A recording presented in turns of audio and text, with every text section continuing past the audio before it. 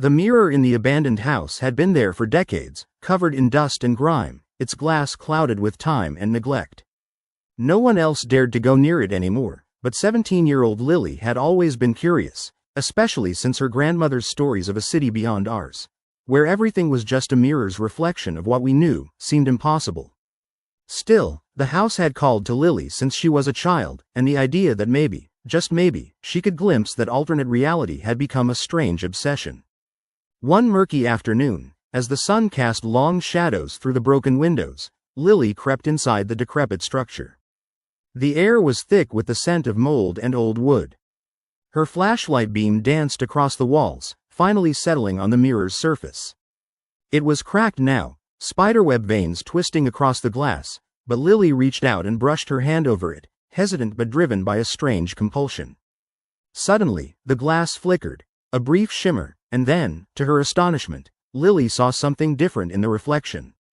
Not her own face staring back, but a city, a sprawling metropolis of shimmering glass and towering spires that seemed to stretch endlessly into the sky.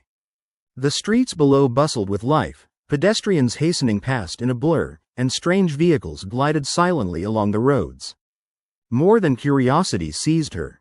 Lily pressed her hand against the mirror's surface, and to her shock, her palm passed through as if it was water. Without thinking, she reached forward, stepping into the mirror's reflection. The world on the other side was both beautiful and unsettling. The city shimmered with a surreal glow, colors more vibrant than anything Lily had ever seen. Neon signs flickered in an odd, hypnotic rhythm, and the air had a strange hum that vibrated gently in her bones. Yet beneath the shining surface, nothing felt quite real.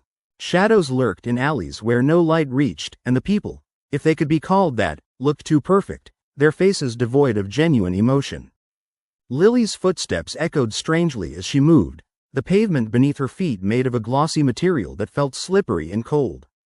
She kept her eyes peeled, trying to grasp what made this world different. Her reflection in a nearby puddle twinkled, but it was wrong. Her eyes seemed darker, more distant. Suddenly, she heard footsteps behind her.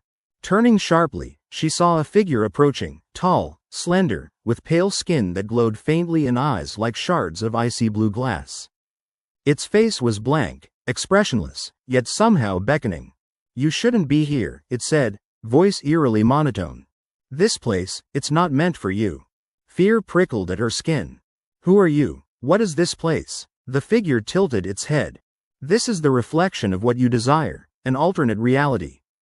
But desires carry consequences. Once you cross, you can't go back the same way." Lily hesitated, the weight of the moment pressing down on her. How had she not known the dangers?